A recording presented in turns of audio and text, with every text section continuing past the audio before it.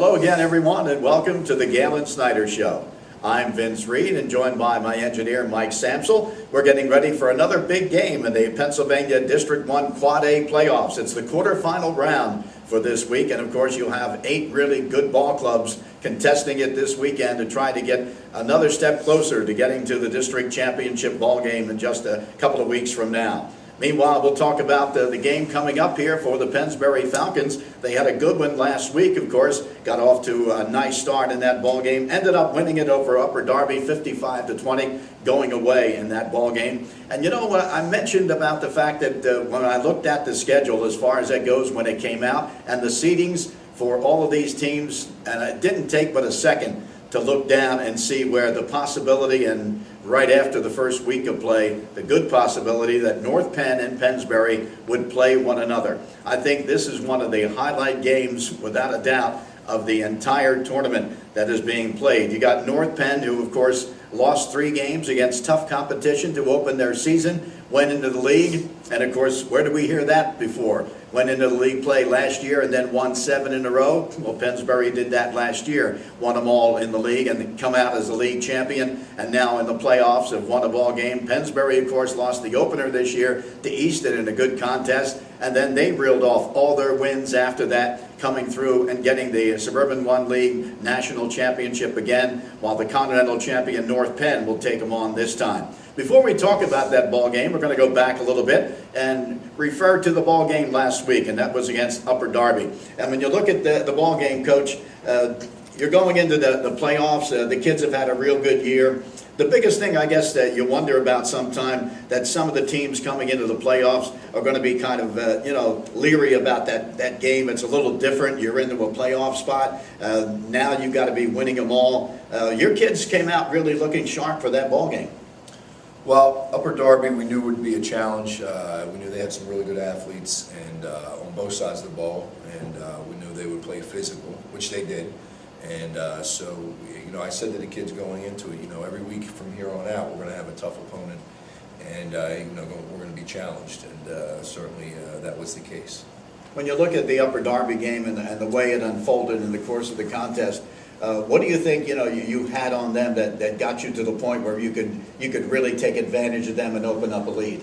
Well, I tell you what, they came out and challenged us physically. They were a little bit chippy. And they played 4 quarters that way, and that's nothing that and we're okay with that. It's not like that's an element that we can't deal with. And so that was the challenge a little bit. And they made some plays offensively early on. I don't think they stopped us defensively the entire game, even though they have some kids who were pretty tough. But of course, we took the first opening offensive play of the game, and Leon took it the distance on a quarterback keeper up the middle. So that kind of set the tone there. Their kid, they have a good quarterback, really good quarterback. Yeah, he's probably the best QB we faced this season. I thought he did an excellent job. He was on the verge of being sacked a couple of times, and not only got out of it, but ended up hitting big plays for them, big touchdown passes. So, they had a good running back. They blocked some people. They blocked people in the interior. They blocked people on the edges. I thought they were a pretty good team. When you look at it, of course, you're looking to get that first one under your belt when it comes to the playoffs like that, and get the kids to now settle down. You would think that maybe after that one, they can get that a little bit of an edge out of their system there, thinking to themselves, boy, this is a playoff game. And for a lot of these kids, I know a lot of your defensive guys, this was the first playoff game they had ever been in. Yeah, and maybe that's some explanation why maybe I had the jitters a little bit early on defensively, but it's a good experience for them. We got the win, and now we move on to round 2. When you mention about the fact that this week's ball game, of course, is coming up against North Penn. North Penn, of course, one of the teams that you looked at, and they had those 3 losses at the beginning of the year, and you thought that if somebody would knock them off, there's a chance they weren't going to make the playoffs. But of course, they reeled through their entire Continental Conference there and got through and got the victory. It's a typical North Penn ball club, and I think when you come down to it, they're getting right now, I would have to say, probably looking at them, a 31-0 win over Coatesville. You look at them shutting the Coatesville team out completely, and you look at that win and you say, well, this is a North Penn team that we kind of expected if you're going to be playing them at this time of the year. Yeah, I mean, they're a typical North Penn team. They're going to be well coached. They're going to block well. You know, have a good line play, especially at the on the offensive side of the ball. You know, they're going to make you know, play action pass, run screens, a couple of trick plays here and there. Defensively, they're going to be stout, get to the ball. You know, play physical, play quick. So you know, it's North Penn. You know, when you look at them, Austin Shearer has come along for them as the quarterback. Of course, they got some nice running backs. Nifis West certainly is one of the guys there. Akins is another guy they have, and they have a couple of good receivers too. So really, they do have an offense that can put some points on the board. And so I would think that you're going to be tested defensively in this week's game. Sure, it's going to be a physical offense. You know, they're going to come out in some double tight formations. You know, they're going to try to run power, their power play, their lead play, their trap, their toss. You know, basic football plays that you know that they've worked on, and they're physical, getting off the ball, and it'll be a challenge for our guys. Tell us about it. You know, you've been through this where you take on all the time, taking on some excellent ball clubs before the season begins. You've got Easton in the playoffs yet. You've got Frankfurt. They're in the playoffs against St. Joe's Prep for that District 12 championship as well this weekend. You've done the same thing that this ball club did. I mentioned about the fact that you, along with North Penn, St. Joe's, and LaSalle, are the 4 teams that consistently go out there and play tough competition before your regular season. And I think it shows, again, what North Penn did this year, what you've done every year, the last few years. Taking on good competition does help, no matter you get the W's or not. Well, it certainly helps you. It certainly helps you. The only you know, the problem could be is, you know, if you lose some of them early on, and then, you know, you have a couple of hiccups during the season. That happened in North Penn last year. Right. You know, they lost those first 3 games, then they got in there, and then they lost a tight one to probably, I think, Penn Ridge. So they, maybe it was CB South, one or the other. Yeah. Maybe both. But we were both playoff teams last year. So that's the risk you run, you know. Yeah, exactly. Scheduling those teams. But, I mean, it definitely does make you better. I mean, I saw some of their games, you know, particularly the St. Joe Prep game, and you can see where, you know, going in there, and, you know, they didn't fare well, but it certainly made them a better team. All right, we're going to be back with more here with Galen Snyder right after these messages. At an orthopedic institute, world-class specialists, surgeons, and technology are a must. Personal care is too. The ARIA 3B Orthopedic Institute is redefining care in Center City, Bucks County, and South Jersey. With over a century of experience, the 3Bs, Doctors Booth, Bartolozzi, Balderston, and their partners personally guide you from treatment through recovery. For joint replacement, sports medicine, spine care, and more, call 1-888-ORTHO-3B or visit aria3bortho.org. At the ARIA 3B Orthopedic Institute, you come first. And we're back once again here on the Galen Snyder Show. And Galen, let's talk a little bit about this ball club and also, you know, what you feel that, you know, having seen this team a little bit, North Penn, what do you feel, you know what you run, where do you think their strengths are when it comes defensively to try to stop what you've been doing all year? Well, I mean, they're going to be aggressive up front. They're going to do a lot of slanting. They're going to, you know, run the ball well. They're going to be sound up front. They're going to try to beat us basically with their front 8, you know, maybe get the corner involved to make it a ninth guy from that standpoint. You know, they're going to say, hey, this is Pennsbury. We've got to stop the run, and, you know, all hands on deck. Let's see what we can do. You know, when it comes down to it, I was thinking the same thing. But, you know, you do have Breon Clark, and he's been able to get some nice big plays offensively through the air. And I think that's one of the things that's got to be going into their mind a little bit, is the fact that, hey, we can't get burned by this ball club. We know they like to run the ball, but they do have an opportunity to put it up. Yeah, and Breon, the last 2 weeks in particular, has done an exceptional job for us of extending drives on third downs. I remember he did that in the Abington game, which was right. Key. He did it in the Chamonix game. He did it last week against Upper Darby. So, you know, second half of the season, our big games, he is really, even though he hasn't thrown the ball a lot, he has completed those passes for big plays. You know, one of the things I think you've done very well, and I know you send in the plays there, is picking your spots as far as when you're going to throw it. I think they've come up big for you in a lot of these ball games that you played this year in throwing. Well, I mean, that's also credit to our offensive coordinator, Dave Sanderson. You know, Dave's on the phones with me, and You know, he calls the game through me, and, you know, I have a little input here and there too. I called the plays for many, many years for the Falcons. Yeah. But Dave and I are on the same page, you know, philosophically. So, you know, that's been a big help you know, with him here, and it's been a big help, obviously, on the defensive side with Dan McShane.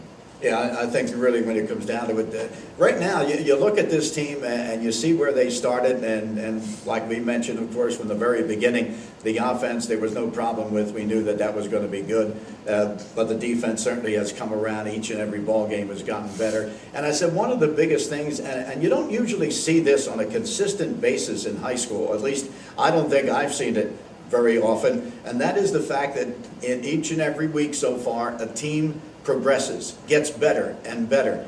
And that's the biggest thing I think you have going with this ball club, is the fact that I feel that from game to game, you've actually gotten better each and every week. And I think that's tough to do for 10, 11 weeks in a row. Well, it's real tough to do it, especially as you get later in the season and you start, you know, asking 16, 17-year-old Right. kids to 15 in a lot of our instances for our team, you know, start asking them to, you know, add another week, Right. play an even better opponent, you know, And improve on that. Improve on that. So that's definitely a challenge. You've got to be happy, certainly, the way things started compared to where you are right now. If you were looking back after that Easton ball game, and a good one, it was a 38-28 contest. You had some good offense. You had a breakdown in the second half with the youngsters. Maybe they didn't take it because of the fact that it was their first time and they had to go 4 quarters.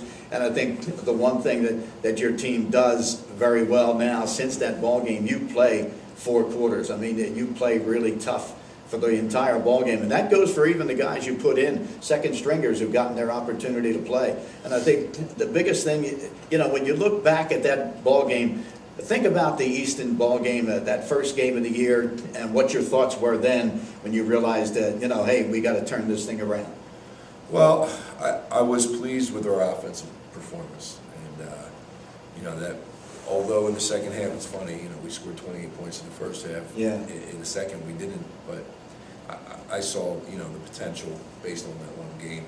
Defensively, I saw, you know, a really bad first quarter, but we played much better in the second half. So I knew we were going into a couple tough weeks back to back, and then we were going to hit the league, and there were going to be some teams that, you know, we got 4 playoff teams in our league, counting us. Right. So, you know, we knew we had some good clubs to go against. You know, so if you're asking, am I pleased at where we are? Yeah, I'm definitely pleased. Somewhat surprised, yes, but also encouraged that we can keep going forward. You know, one of the things that I think I even might have mentioned to you before the season started, I knew the offense you were going to have, and I was saying to you at one point that, hey, you're going to score a lot of points, I think, this year. I said, my concern with your team is you're going to be in one of those 31-28 kind of games every week, you know, whether you can outscore the opponent. Well, you've outscored them, but the thing that you've done basically, you know, great has been the fact that your defense has come up a lot better as the season progressed than what I really thought it was going to be. Well, I knew we would get better. You know, we haven't had too many defenses that haven't, you know, played pretty well, you know, during the majority of the season. So I knew we would get better, but you know, we've done even better than I anticipated. All right, we're going to talk about the games coming up here, the rest of the ball games in this quarterfinal round of the Pennsylvania District 1 Quad A playoffs right after this. The ARIA 3B Orthopedic Institute is redefining care in Center City and South Jersey. And our 50,000 square foot location on ARIA Health's Bucks campus in Langhorne features private rooms, free parking, and nearby hotels. With over a century of experience, the world-class 3Bs, Doctors Booth, Bartolozzi, Balderston, and their partners personally guide you from treatment through recovery. For all your orthopedic needs, call 1-888-ORTHO-3B or visit aria3bortho.org. At the ARIA 3B Orthopedic Institute, you come first. I'm Vince Reed, back again with the Galen Snyder Show. As I mentioned, we're going to talk a little bit about the playoffs, and I got the brackets right here as far as that goes, looking at the games are going to be played. And like you said, Coach, you look at it here and you see where you've got so many Suburban 1 ball clubs that are going to be in this tournament once more, getting into the second round here in the quarterfinals. We'll start off with Garnet Valley and Abington. Abington, a big winner over Upper Dublin, 55-25, and Garnet Valley defeating Council Rock North, put up a good show, 35-21 in that ball game. I know coaches don't like to make predictions. I don't mind myself going out on a limb a little bit. And Garnet Valley is the #1 seeded team in the tournament. But I'll tell you what, right now, the way Abington's playing at the end of the year and this last ball game, and I know you've played them as well, we've seen them there, I think they're playing their best ball right now. And I picked Abington to go and defeat Garnet Valley in an upset. It could very well happen. Abington's well coached, and they have some athletes, especially on defense. I think their speed on offense will definitely give Garnet Valley some trouble. I think that's going to be a close ball game. I don't know who's going to win that game, but it's going to be a close one. All right, and of course we have after that Neshaminy, the 4 seed, taking on a team that surprised, Springford, and Springford from the that's going to be an 8-2 record now, 9-2 with a win over #5 Downingtown West in that ball game, and Springford comes out a winner in that one by a 43-21, and Neshaminy beats Unionville 41-7. I think in that ball game, I think Springford can come out there and for the most part give them a game, at least for a half or so. I think eventually though Neshaminy wears them down. Well, Springford's a good team. They have a real good running back. They have some stout players on defense. They had a great run last year. They're not to be underestimated. They're going to challenge Neshaminy, and I think Neshaminy will be up for the challenge. But that's a tougher game for Neshaminy than like some people are probably thinking. Yeah, I think so too. I think they can stay in it for a good while. As far as the other game, of course, another one, Perkiomen Valley, also from that league with Springford, and Perkiomen Valley, of course, with an upset over Westchester Ruston, the #2 seed, 26-6 in that ball game. And they, of course, are be going against Central Bucks West, and Central Bucks West finishing second to North Penn in the Continental Conference, and they defeated Plymouth Whitemarsh soundly by the score of 50-26 to get that one. I think this is another one where you're looking at a pretty tight ball game. Even though Perk Valley is 15 seed, Central Bucks West is the 7 seed. I think the Bucks win out, but I think this is another ball game that could be close all the way. Well, Perk Valley, from what I understand, is a really good team. Yeah. And they have a quarterback who's a Division I prospect. I think he might have a couple of offers already. He's apparently very good. CB West has had a great year. I guess if I had to pull for somebody, I'd pull for the Bucks County team. I'd pull for CB West. West. I tend to think they're going to have trouble with Perk Valley here. Yeah, well, I'll tell you what, that should be a really good ball game. And Perk Valley, as we said in Springford, I mean, they're the two of the teams that came out of the same conference there, the Pioneer Athletic Conference. And of course, the winner of that conference turned out to be a Division III team in Pottsgrove. Pottsgrove went undefeated in that league, and they're, of course, the team to beat when it comes to District 1 in the AAA class. Same thing, I heard they're very good. The Pac, I guess it's the Pac-10. Pac-10, they call it. Hasn't, traditionally hasn't maybe been as good as some of the other leagues, the Central and the Suburban one and the Chestnut and whatnot. But actually, right now, those teams, from what I hear, all 3 of those teams are very tough teams.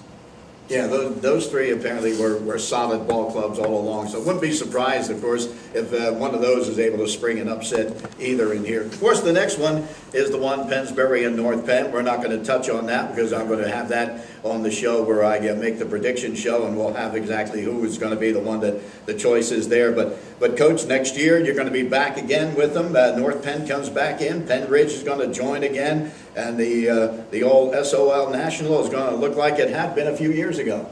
Yeah, well, it'll be a tough league, no doubt. There's going to be some teams that are pretty good football teams that are going to not make the playoffs because we're going to be beating one another up inside Exactly. there. So it's going to be quite a challenge. When it was that way, if you remember, there was a lot of, you had a lot of teams. You might be the 3rd place team in the Suburban One National. You go in there, you might have a really low seed, and you play a really high seed. Didn't work out real well sometimes for the high seeds because it's such a strong league. It'll be such a strong league next year. So that'll be a challenge, but that's next year. And right, and of course, we're up to tonight. This is the big one coming up tonight. It's the quarterfinal round of the PIAA Class Quad A playoffs here in District 1. And of course, we're all set for that one. And that, of course, taking on two really good schools, two really good teams in the Falcons of Pennsbury and the Knights of North Penn. Coach, best of luck here in this one tonight. We're looking for a dandy. I appreciate it. So that's going to be it for the Coach show tonight with Galen Snyder. And don't forget, we got a big one coming up here in just a minute or two. Along with my engineer, Mike Samsel, I'm Vince Reed. Let's go to Falcon Field for the game tonight in the quarterfinals of the Pennsylvania District 1 Quad A tournament. It's Pennsbury playing host to North Penn.